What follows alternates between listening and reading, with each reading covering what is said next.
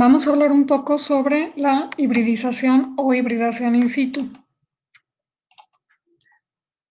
Bueno, la hibridación in situ, ISH por sus siglas en inglés, permite la localización precisa de un fragmento de ácido nucleico, puede ser ADN o ARN, directamente sobre un corte histológico.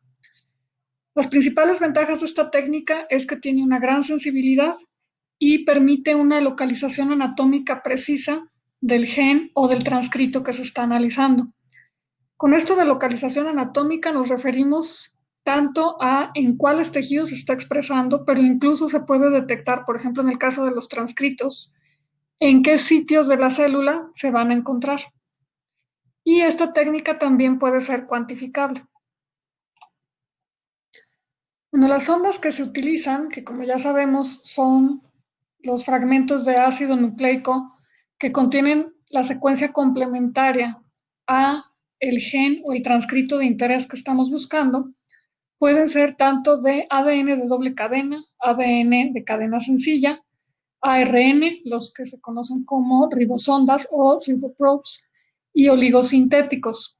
Estas ondas para la hibridación in situ se pueden marcar con radioactividad, puede ser con isótopos radioactivos de fósforo, azufre o hidrógeno, y como ya lo hemos comentado, el uso de estos marcajes radiactivos implica mayor riesgo para la salud, es peligroso, se debe de contar con instalaciones apropiadas y también con un entrenamiento apropiado para saber manejar radioactividad. Resultan ser más caras y además se llevan más tiempo.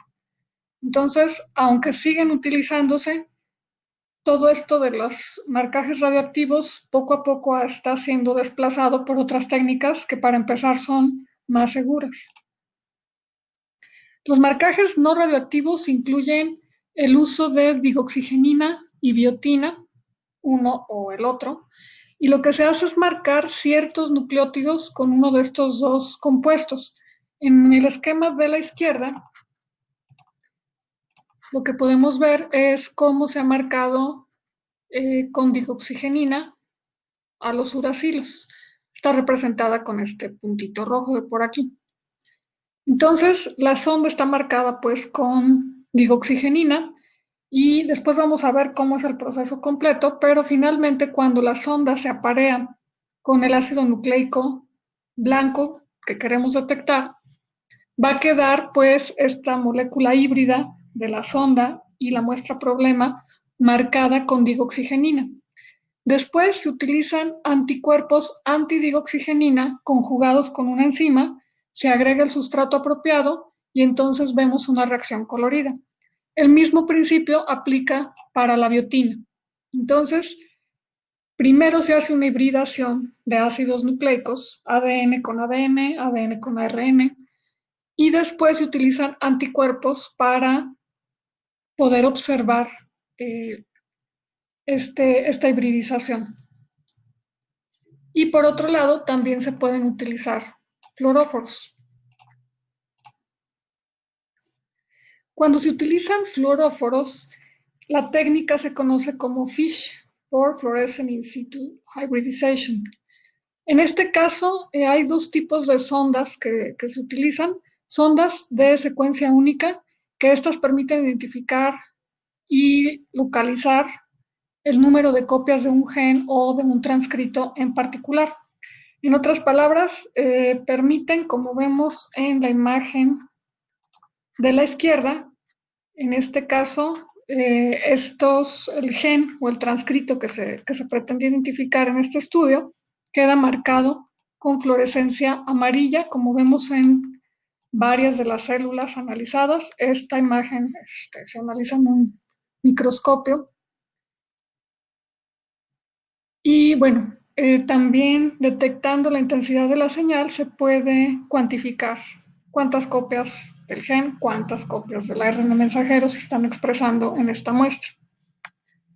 En cuanto al siguiente tipo, son sondas de repeticiones de la misma secuencia. Secuencias cortas, repetidas varias veces en tándem, y estas se utilizan para evaluar anormalidades estructurales de los cromosomas.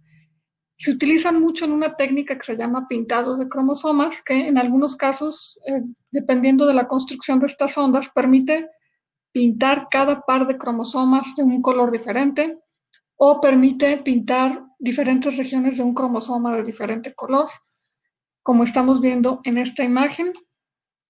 Bueno, en este caso tenemos unas ondas que pintan a todos los cromosomas de los mismos colores, azul, verde y en algunos casos rojos. Cada una de las ondas se dirige a distintos tipos de secuencias dentro de cada cromosoma.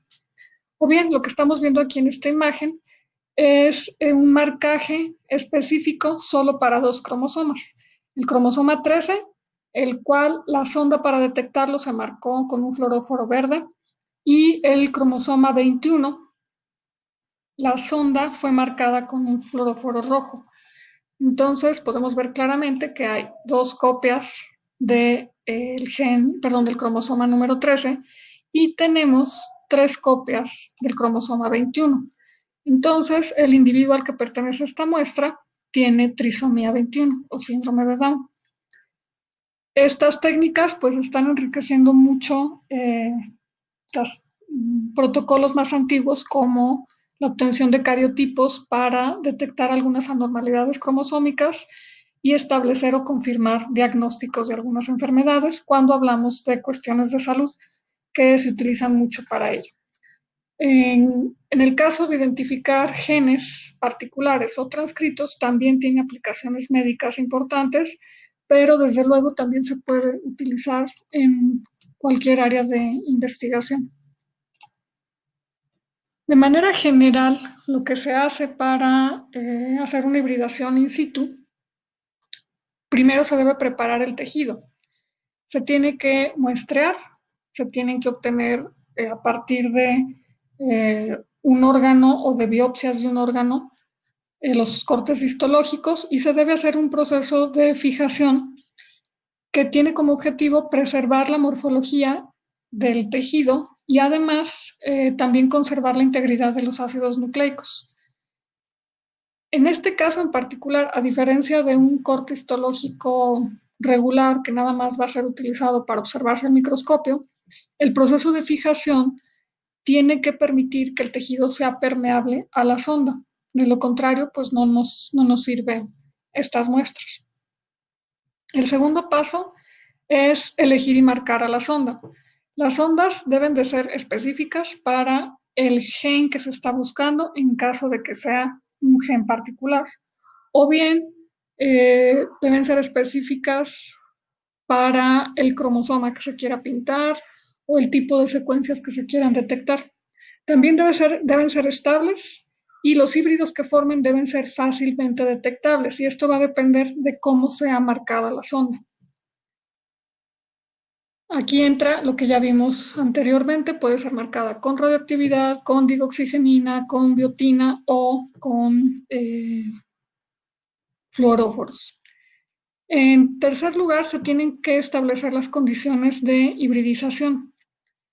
Esto va a depender completamente de los tejidos, de las muestras con las que se estén trabajando y de la naturaleza de la sonda, si es de ADN de doble cadena, de cadena sencilla, si son oligos o si es ARN. Entonces, estos parámetros son específicos de cada montaje que se hace de la técnica. Hay que encontrar la fuerza iónica apropiada, las soluciones adecuadas para que, por ejemplo, si estamos usando sondas de ADN de doble cadena o se están analizando muestras que consisten de ADN de doble cadena, las soluciones empleadas deben de permitir que haya una desnaturalización de las cadenas de ADN para que éstas se separen y entonces efectivamente podamos realizar una hibridación. Como ustedes bien lo saben, si se mantiene el ADN de doble cadena, no es posible que se hibride con nada. También se utilizan pues diferentes temperaturas para lograr desnaturalizaciones, hibridaciones, etcétera. También se debe definir cuál es la concentración óptima de la sonda. Normalmente en estas técnicas, si la concentración es muy baja o muy alta, no vamos a tener un resultado reproducible. También se tiene que fijar el tiempo de hibridación, cuáles son los lavados, con qué soluciones que sean apropiados después de la hibridación para remover el exceso de reactivos, lo que sobró, y para que se mantenga la sonda y el ácido nucleico de la muestra unidos mientras se hace el último paso que sería tomar los resultados, observar o visualizar dónde hubo hibridación. Y como cuarto paso, se evalúa la especificidad de la hibridación. En otras palabras, se tiene que montar con mucho cuidado la técnica, se tiene que verificar que todo esté correcto, que la hibridación dé lugar, que sea específica y que tengamos una señal detectable. Una vez que se ha definido todo esto, entonces sí, ya que se montó el protocolo, se pueden empezar a correr las muestras problema. Bueno, estas hibridaciones in situ se utilizan en muchos campos. Algunos ejemplos son en la microbiología para estudiar la morfología y estructura poblacional de microorganismos libres o realizando una infección, es decir, se pueden analizar los propios microorganismos solos o se pueden analizar en tejidos infectados. En patología se utiliza para obtener perfiles de patógenos, por una parte, es decir, ver la composición genética del patógeno, y por otra parte también para detectar expresión anormal de genes en el organismo hospedero. En estos casos se pueden, por ejemplo, hacer estudios para determinar cuáles individuos son más susceptibles a ser infectados por un patógeno, a que se dé un proceso de enfermedad como tal y cuáles individuos son más resistentes. En embriología se utiliza para obtener perfiles de expresión en tejidos embrionarios para poder ir siguiéndole la pista a un gen en qué células del embrión se activa, en cuáles se apaga, en qué etapas del desarrollo embrionario se está expresando un gen y en cuáles etapas del desarrollo embrionario se va desactivando. Y como decíamos, pues también para obtener más que cariotipos, bueno, cariotipos con esta técnica del pintado de cromosomas, cariotipos mucho más completos que nos dan mucha más información, y esto se puede usar también en análisis filogenéticos.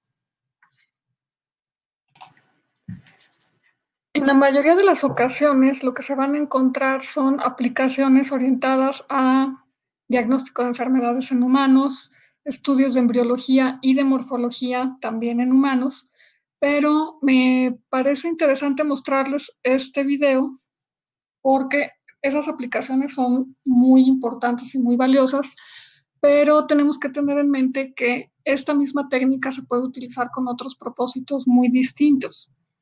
Entonces, en este video lo que están analizando es el patrón de expresión del gen para la histona H4, ya saben ustedes lo que son las histonas, pero bueno, en este caso lo que les interesa es porque esta histona permite rastrear cuáles son las células que se están dividiendo. Las células que van a entrar a un proceso de división celular van a necesitar duplicar su ADN y por lo tanto van a necesitar muchísimas histonas para empaquetarlo. Entonces, el uso de esta histona se convierte en un marcador que permite visualizar cuáles son las células que están en rápida división. No se está detectando la histona como tal, sino el transcrito, el ARN mensajero, que va a ser utilizado para la síntesis de las histonas. Y este estudio lo están haciendo en unas plantas que se conocen como columbinas o aguileñas. Ahí estamos viendo la imagen. Y me voy a ir pasando un poquito del video. Ustedes pueden verlo completito si gustan, pero voy a irlo presentando en pedacitos. Me voy a ir brincando algunas partes. Bueno, entonces lo que están haciendo es haciendo el análisis de esta de expresión del ARN mensajero para la histona 4 y lo realizan en botones florales de esta plantita. Entonces, estos botones florales los embeben en cera y se colocan dentro de un molde de plástico y ellos utilizan un microtomo. Se pueden hacer estos cortes a mano, pero es extremadamente difícil y de cientos de cortes quedarán unos cuantos, poquititos, bien. Todo se hace mucho más fácil en este aparatito que se llama microtomo, que en el departamento de morfología sí lo tienen. Con eso es como que preparan los cortes histológicos de sus materias de histología, de embriología, etcétera. Entonces, esta maquinita, este microtomo, permite hacer cortes muy delgados, muy parejitos, entonces, bueno, los resultados son mucho mejores. De todos modos, es importante el proceso que hicieron antes para obtener las muestras, la fijación, embeberlos en cera. Y esta es parte del proceso que hace para preparar los cortes histológicos. Bueno.